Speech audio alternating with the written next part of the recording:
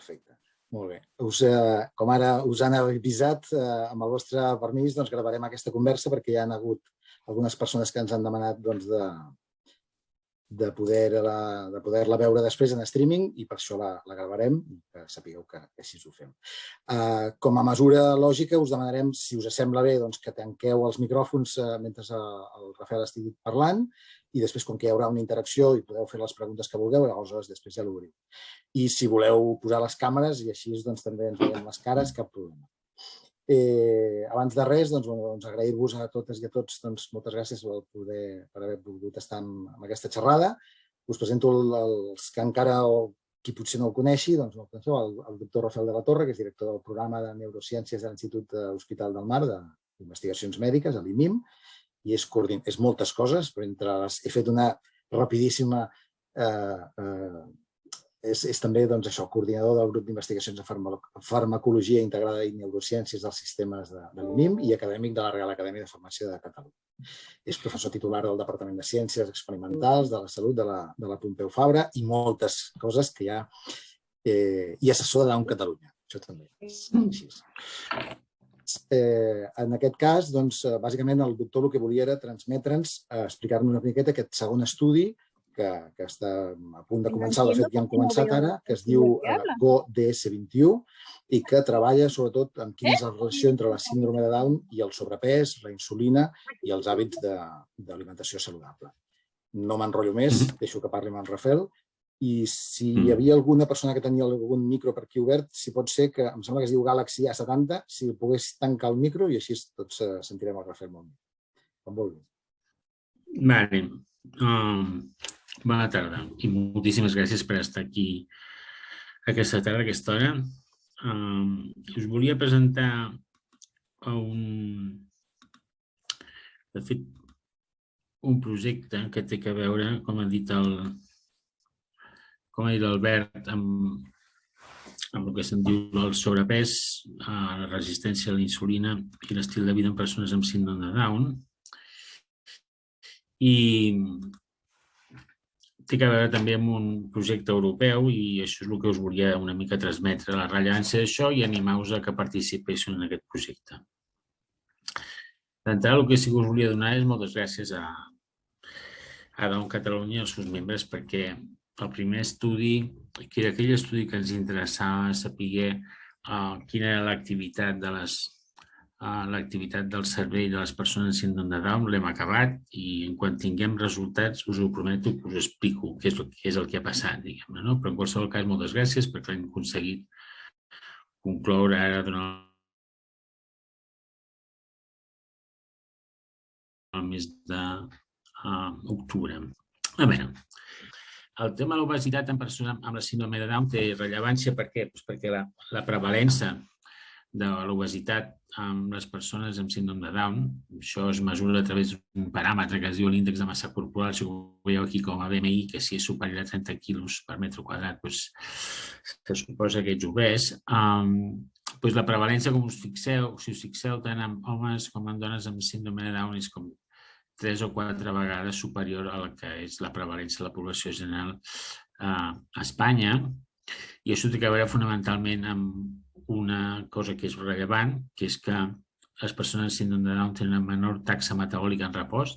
Dit d'una altra manera, gasten menys energia que les persones que no tenen la síndrome de Down i això fa, evidentment, que al no gastar energia aquesta s'acumuli en forma de teixit adipós. I l'altre és que, evidentment, hi ha factors genètics, alguns que estan associats a la trisomia 21, i de fet això és una mica del que va el projecte, i d'altres que són més pròpiament ambientals. Llavors, una de les qüestions que és rellevant perquè fa l'obesitat en general, no en particular a les persones amb síndrome de Down, és un fenomen que es coneix com a resistència a la insulina. Quan vosaltres mengeu, que és que aquí teniu un dibuix de l'estómac, diguem-ne, la menja que vosaltres acabeu de prendre normalment es pot desglossar molt ràpidament en 3 grans macronutrients. La glucosa, que la tenim en color blau, els greixos, els lípids, que estan en color groc, i els aminoàcids de les proteïnes, que estan en un color així terrós, granatós.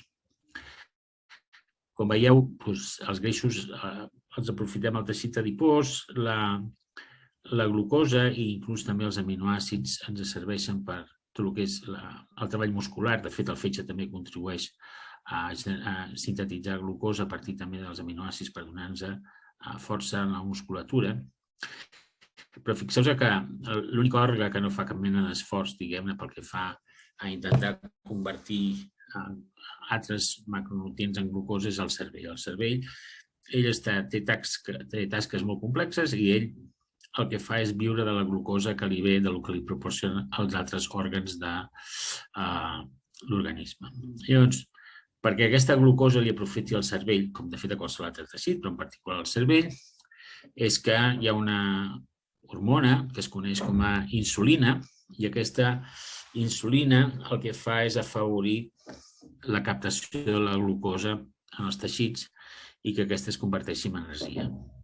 Quan, per exemple, tenim un estatus diabètic, el que succeeix és que tenim insulina a la sang, però les cèl·lules no responen a l'estímul de la insulina i, per tant, no podem aprofitar la glucosa. Llavors, com us podeu imaginar, en el cas del cervell, que és un tema que ens ocupa i que ens interessa, està, diguem-ne, que rep poc aport, diguem-ne, per transformar aquesta glucosa en energia que li permeti fer les funcions que li són pròpies.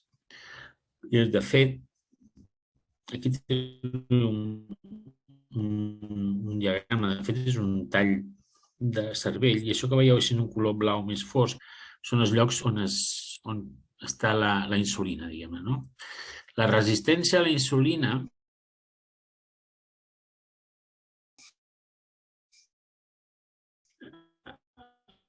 en el cervell és rellevant perquè també té molt a veure amb el tema de la demència i de l'Alzheimer.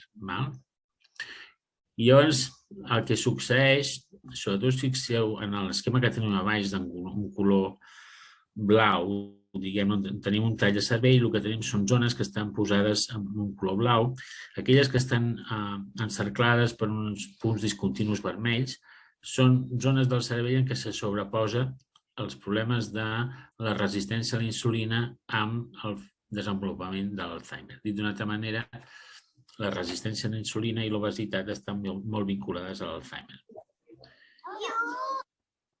Llavors, si vosaltres mireu una mica quina és la història natural de la síndrome de Down i la malaltia d'Alzheimer, el que succeeix, les etapes, diguem-ne, més o menys de progressió de la malaltia d'Alzheimer són més ràpides, però són les mateixes que en persones amb un desenvolupament típic. La gran diferència és que el problema aquest de la neurodegeneració en persones amb síndrome de Down comença a partir dels 30 anys, que tenim aquí en punts, diguem-ne, i fixeu-vos que amb la població general això comença a partir dels 50 o 60 anys, i inclús amb altres discapacitats intel·lectuals comença més tard. Dit d'una altra manera, això l'Alzheimer comença molt ràpid i, a més, fixeu-vos que, a més, pendent d'alguna forma del percentatge de persones, diguem-ne, que acaben desenvolupant síndrome de Down, no només molt elevada comparada amb la població general, que arriba a un 20-25%, i aquí, en canvi, arribarem al 80 o 90%, sinó que, a més, una progressió és molt ràpida. Per tant, la idea és que el tema de l'obesitat no és només un tema que tenim més quilos de més a sobre, sinó que està molt vinculat a com nosaltres rendim cognitivament i, a més, el risc de desenvolupar malalties neurodegeneratives, com és el cas de la malaltia de... Quins aspectes tenen a veure amb el sobrepès i l'obesitat? Aquests els coneixeu prou bé. Un és els hàbits alimentaris, diguem-ne, que el que fem és ingerir més calories que necessitem i això provoca que acumulem greix, poca activitat física.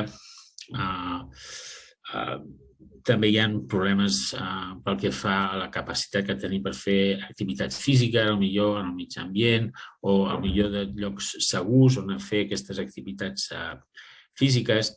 És evident que hi ha alguns factors genètics que fan que, sobretot si hi ha antecedents familiars, hi ha una tendència a tindre l'obesitat i altres aspectes que són més culturals, com per exemple tenim aquí apuntada la cultura culinària, diguem-ne, no?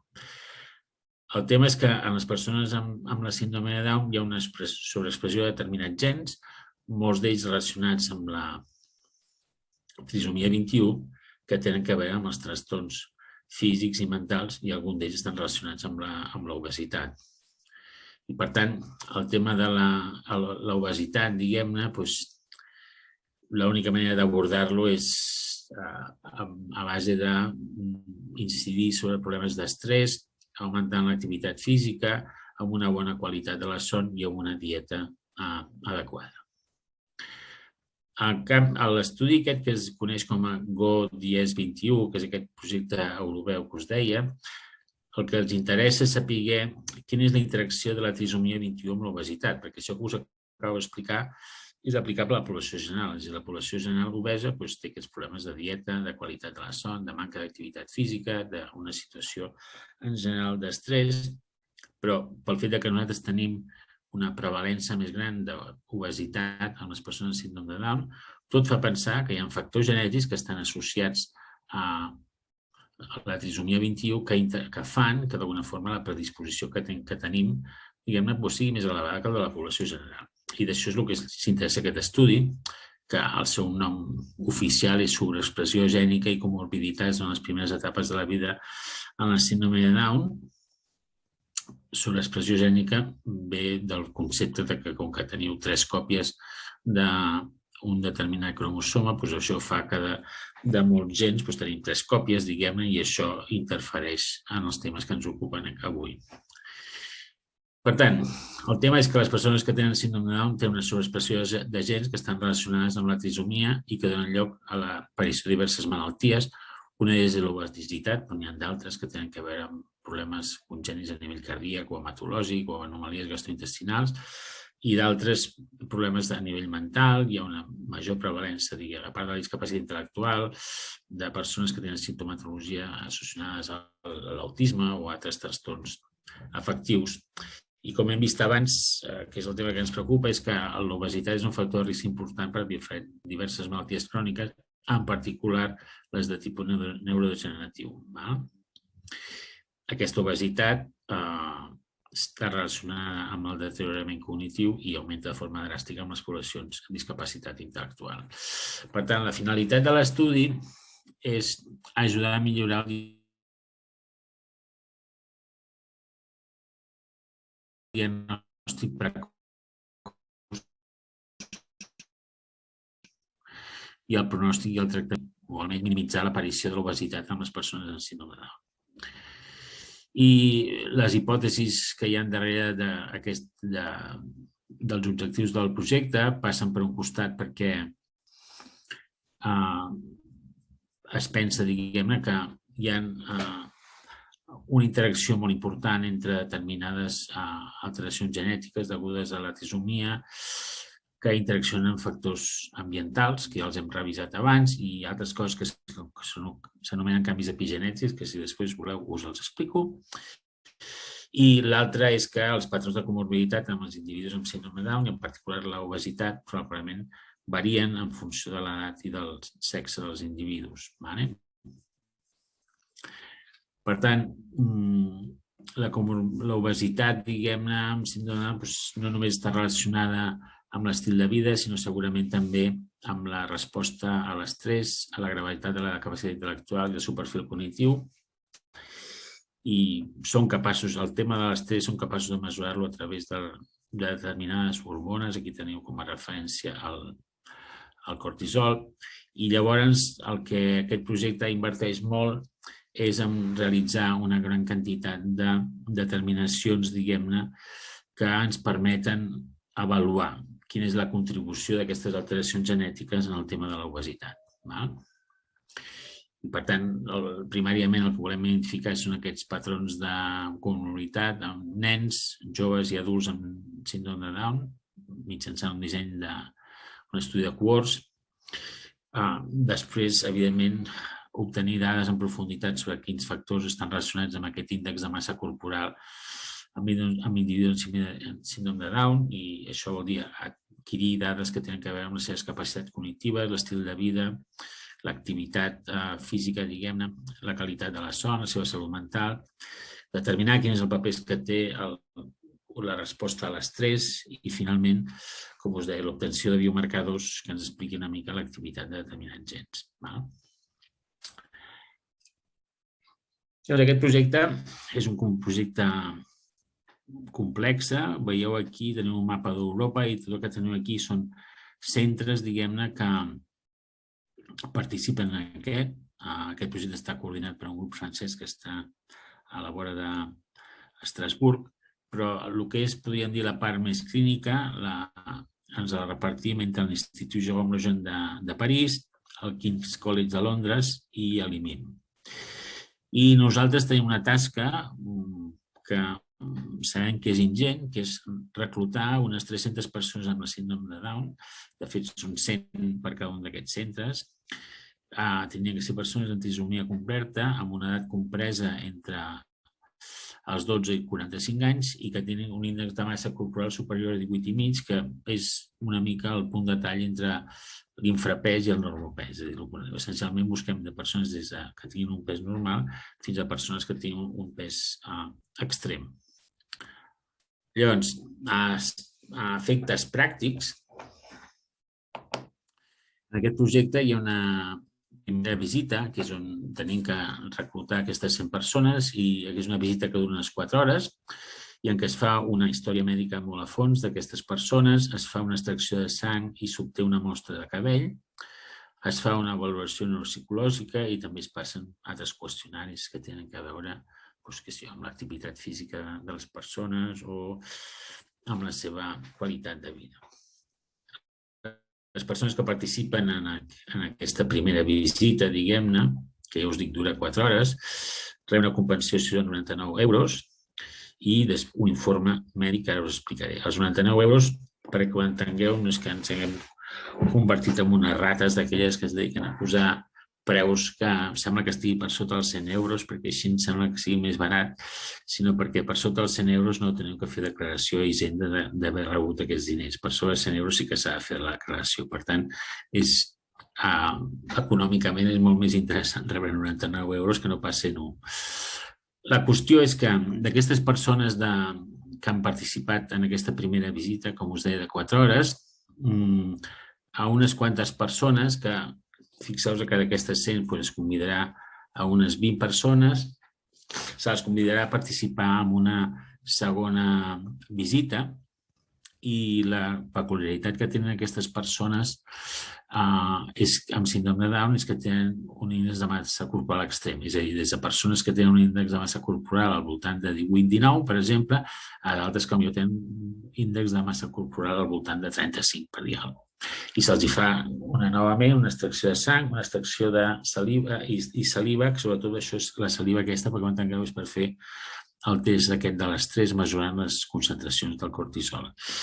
Les persones que entren en aquesta segona visita, el que se'ls dona és un activímetre, un rellotge d'aquests que mesuren activitat física, perquè es mesura, diguem-ne, una setmana abans que vinguin a fer la visita, aquell rellotge d'alguna forma està recollint dades de l'activitat física d'aquestes persones, a part de recollir dades sobre la qualitat de la son, la funció cardíaca i d'altres coses, i a més se'ls dona aquest informe mèdic. Aquest informe mèdic, això ho rebreu tots, tant els que participen a la primera com a la segona visita. El que hi ha és que us donaran tota una sèrie de paràmetres que tenen a veure amb la composició corporal dels vostres fills, també perquè es fan analítiques de bioquímica general, també rebran un informe de la bioquímica que se'ls ha analitzat, que és una bioquímica molt completa, i a més hi haurà un informe de quin és el rendiment cognitiu perquè l'hem avaluat d'alguna manera, sobretot a la primera visita. Llavors, la idea, diguem-ne, és que si mai us interessa participar en aquest estudi, el que hauríeu de fer és anar a la web de l'IMIM i llavors aquí hi ha un lloc on hi ha els estudis que estan actius i un d'ells és aquest estudi GODIES 21 i quina és la relació entre el síndrome de Down i l'obesitat. I veureu que us donen més explicacions. A més, teniu accés a un fulletó informatiu que s'ha editat al marc d'aquest projecte. Podeu connectar-vos amb amb la web, diguem-ne, del projecte europeu i si mai us interessa, al clicar, diguem-ne, sobre el que voleu més informació, deixeu els vostres noms i cognoms, el telèfon, el correu electrònic i us posaran en contacte. La persona que us posarà en contacte segurament serà la Maria Gomis, que és una biòloga i psicòloga que treballa al nostre grup de recerca i que d'alguna manera és la que gestiona aquest projecte.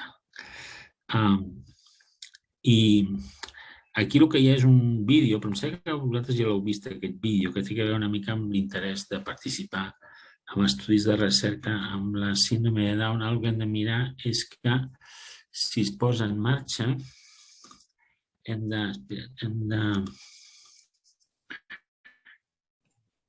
dejar de compartir i ara posem aquest. Hi ha diverses raons per les quals col·laborar amb la ciència, però la principal és que ara pots ajudar... Però no estem veient la pantalla. S'entén, però no veiem la pantalla. Ara has de tornar a compartir aquesta. Doncs espera't un moment, perquè això és culpa meva, perquè una cosa que no hem fet ha sigut compartir la pantalla. A veure...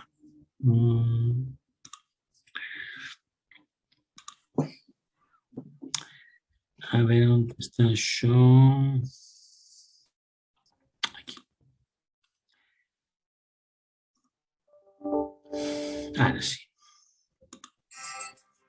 Hi ha diverses raons per les quals col·laborar amb la ciència, però la principal és que ara pots ajudar a millorar la salut i la qualitat de vida de les persones amb síndrome de Down. L'Institut Hospital del Mar d'Investigacions Mèdiques de Barcelona està treballant en diversos assaigs clínics que necessiten de la col·laboració de persones amb síndrome de Down en què s'avaluaran les seves comorbiditats, com ara l'obesitat o el metabolisme de la glucosa i la seva relació amb la cognició i els efectes de tractament en el rendiment cognitiu i la funcionalitat en el dia a dia. Per tant, si et trobes a prop de Barcelona o tens possibilitat de viatjar a la ciutat per un o diversos dies, pots col·laborar. Gràcies a anys d'investigació i a la nostra experiència en la síndrome de Down, hem pogut donar resposta a moltes preguntes i trobar noves opcions de tractament. Però ens queda molt camí per recórrer. I per això necessitem la teva ajuda. Si tu o algun familiar té síndrome de Down, entra a la nostra web i coneix més raons per les quals val la pena participar en aquests assaigs clínics.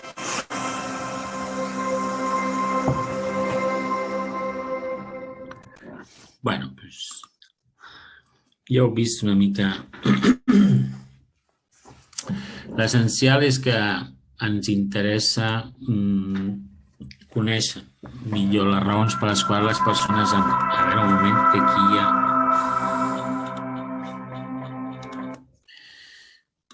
Ens interessa d'alguna manera conèixer el perquè les persones amb síndrome de Down hi ha una major prevalència de l'obesitat. Sospitem que això té a veure amb aspectes genètics propis de la síndrome de Down i el tema és que no només ens preocupa d'alguna manera el tema de, podríem dir, del sobrepès de les persones amb síndrome de Down, sinó perquè això té una sèrie d'implicacions sobre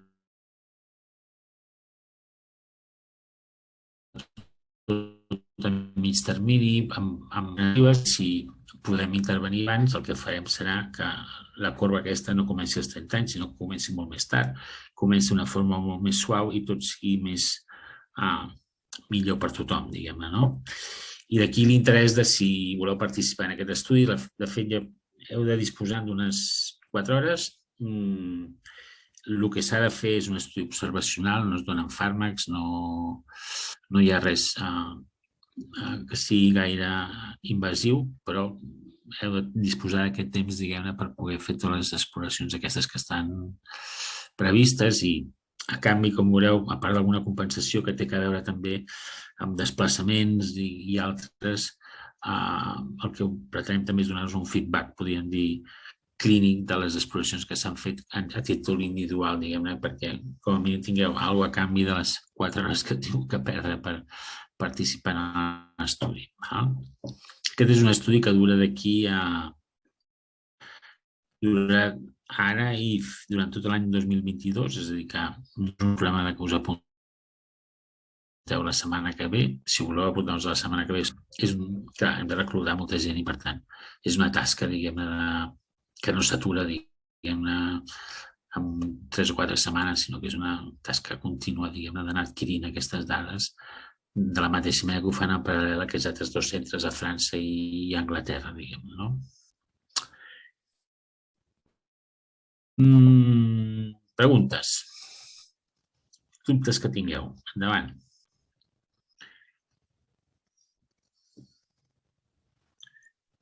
Hola, em sentiu? I tant. Em Molt bé. sent? Sí? Sí. Mira, el que no m'ha quedat clar, no veia... Bueno, soc Irene, jo he participat en diversos estudis amb vosaltres, amb el del... Bueno, jo no, el meu fill, perdona. Amb el del TVR i amb aquest últim que vau fer, que heu dit que ara presentaríeu els resultats. El que no m'ha quedat clar, perquè no veia més la pantalla, en la segona visita, per incloure, si els agafeu, l'índex de massa corporal és el mateix que quan comencen o no? És diferent?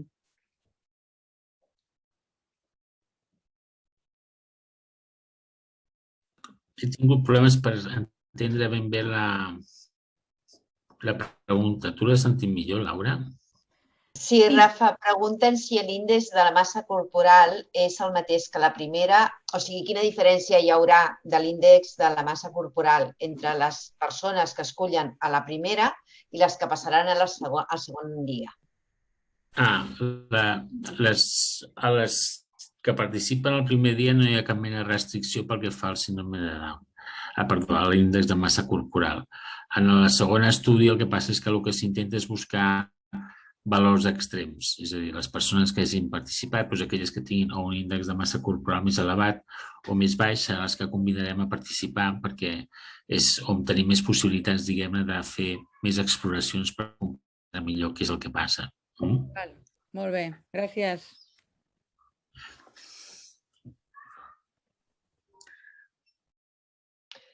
Perdona, Rafa, no sé si ho he entès bé, però diguem que entre la primera i la segona hi havia com un espai de temps d'1 a 4 mesos. D'1 a 3 mesos, sí. D'1 a 3 mesos. Sí, això depèn una mica de les disponibilitats de les famílies. Vull dir, potser al cap d'un mes no els hi va prou bé, però al cap de 2 mesos sí. És un tema... De fet, entre cometes, podríem fer al cap d'una setmana, diguem-ne, no? Però donem aquest espai de temps entre la primera i la segona visita. Vale. I tampoc m'ha quedat clar... Perdó, tampoc m'ha quedat clar quant de temps han de portar la polsera aquelles persones que siguin escollides per la segona visita. Sí. M'ha semblat que has dit una setmana, però se m'ha tallat i no sé si era una setmana o no. Sí, efectivament, és una setmana, Úrsula. Vale, gràcies.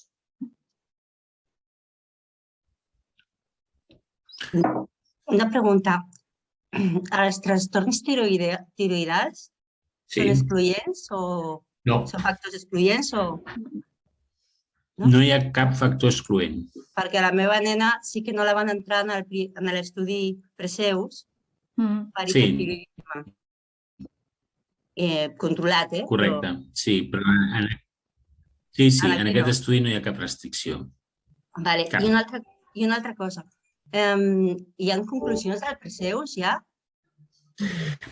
Mira, sí, la veritat és que sí, però... La veritat és que tinc moltes càpsules de TVR, però he parat de donar-li, suposo que hi ha més gent a la meva situació, perquè vaig assistir a la darrera conferència que vau fer i la mare d'Ilse em va parlar que s'havia descobert una altra molècula sense la qual, o jo ho vaig entendre malament, sense la qual la tocatequina no feia l'efecte. O sigui que s'havien de donar combinades. I aleshores jo vaig dir, mira, per no pifiar-la, m'aturo. No. Suposo que el que devia dir la mare d'Ilsen és que la epigalocatequina, el millor resultat s'obtenen quan això ho combines amb entrenament cognitiu, a través d'una plataforma com pot ser Neuronap o Feskits. També una molècula que estaven estudiant a Itàlia, una molècula també va parlar. No, a Itàlia no... A Itàlia no fan res. Nosaltres sí que és veritat que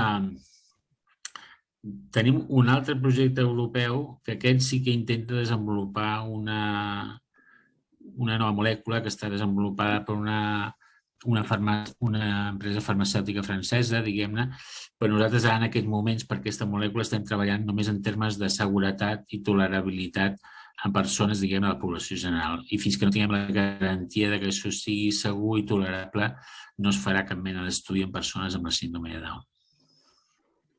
I pel que fa a l'estudi... Sí, digues? el que et preguntava.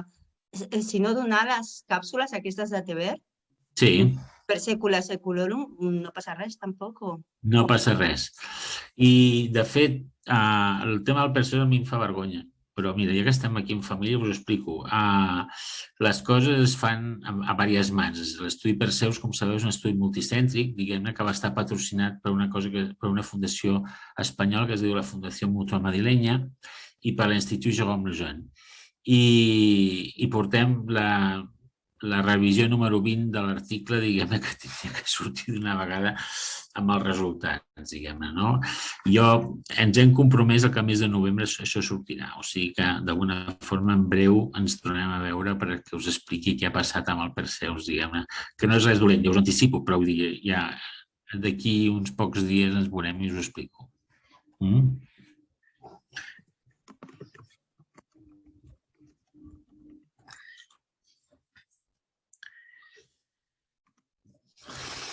Alguna pregunta més? Doncs apunteu-vos, va, sisplau. Per part meva, segur que ens apuntem. Moltes gràcies. Però és que jo crec que val la pena perquè, clar, si és difícil reunir tantes persones, però clar, a partir de 300 persones síndrome de Down realment es poden extreure bones conclusions, diguem-ne, no? Però això hem de posar-hi tots al coll, francesos, anglesos i catalans, diguem-ne, no? Sí, sí. Heu de saber, per això, de totes maneres, no sé quant de catalanistes sou, però heu de saber que el GODIES 21 es fa també en català. Diguem, tots els qüestionaris han d'estar traduït al català. Diguem, això és un pas endavant importantíssim, jo crec, perquè la nostra llengua tingui pes a la ciència, sigui de quina sigui la ciència, diguem-ne. Però està bé perquè surt francès, anglès, italià, català. Bé. En fi, va, apunteu-vos, animeu-vos. Tenim una pregunta, Rafael. Digues. La Clàudia té una pregunta. Doncs vinga, Clàudia. O està en el xat. No. La Clàudia havia aixecat la mà i després n'hi ha una altra en el xat. Llavors, la Clàudia, si vols, s'ha de desmutejar i pot parlar. A veure... Clàudia, has de treure tens el micro apagat. És que tampoc la veig jo, No. Bueno, si no, el Ramon pregunta si les visites poden ser en dissabte. No. No em vull comprometre perquè si no hi ha gent que treballa.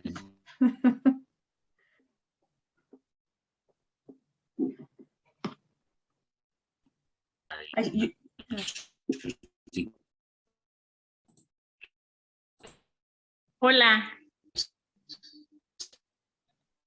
Hola, Clàudia. Un segundo. El sentiu bé, el Rafa? O soc jo? Això pot anar canviant. No, jo no el sento, el Rafa. Sí, se't perd, Rafa. Si pots tornar a explicar el del dissabte.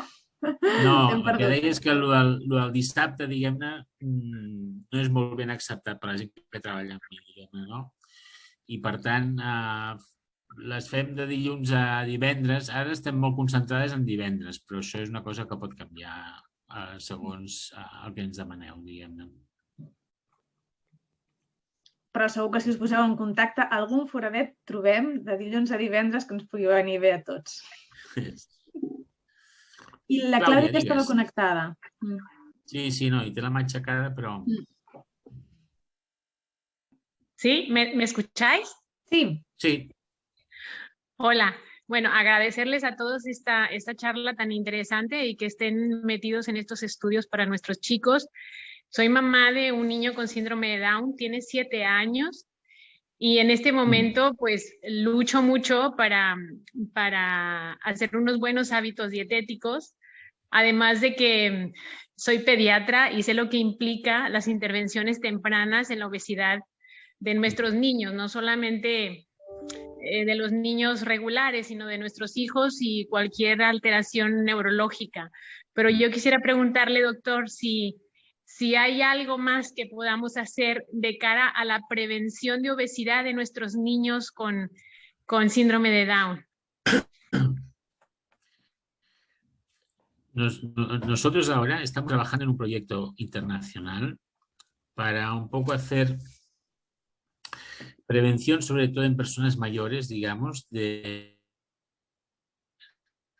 las enfermedades neurodegenerativas, multimodal, que quiere decir intervenir en la dieta, en la actividad física, ¿vale? Y bueno, estamos dando vueltas. El otro día tuvimos una reunión con personas de distintas asociaciones de Down Cataluña para preguntarles la opinión. Y ahora tengo una idea muy loca, que es hacer que los padres y los hijos hagan la misma intervención. Porque el problema, por la razón que sea, los estudios indican que los hijos, o sea, los padres de las personas con síndrome de Down hacen menos actividad física que la población general. Seguro que hay algunas razones que lo explican, pero hace menos actividad física, la dieta no es probablemente la más adecuada y entonces lo que estamos pensando es en poner a toda la familia, digamos, a trabajar. No solo la persona con síndrome de Down, sino todos, porque esta es la única forma de mejorar la calidad de vida de los padres y de los hijos, de todos en un pack, digamos, ¿no? Es más fácil de decir que de hacer, pero no es ninguna locura, sobre todo si pensáis en personas con síndrome de Down a partir de los 30 años, pues seguramente estamos hablando de padres pues, que están en los 60 también y por tanto de alguna manera también están a riesgo de declive cognitivo, el que le toca a la población general, digamos, y por tanto una intervención de este tipo puede ir bien a todo el mundo, al hijo y a los padres. Pero aquí se mezclan también distintas situaciones de hijos que viven de forma independiente en apartamentos, digamos, o en pisos, etcétera, digamos, ¿no? Pero la idea un poco de que todo el mundo participe en esto sí que la tenemos en la cabeza, digamos, ¿no? Es decir, no solo pensar en las personas con síndrome de Down, sino en la familia, digamos, que tiene el hijo con síndrome de Down. Pero bueno. Es muy buena su idea, doctor, no es ninguna locura, porque está clarísimo que nuestros hijos tienen desinhibido ese centro de apetito, entonces luchamos mucho porque tengan bien el concepto de lo que es el desayuno, la comida, la merienda y la cena, porque ellos siempre están pidiendo más, más, más. Entonces, tiene que haber algo que bloquee ese más.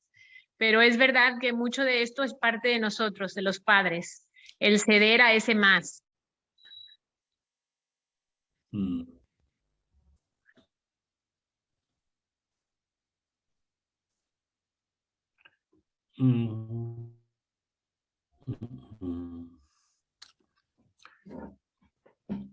Teniu més qüestions? No.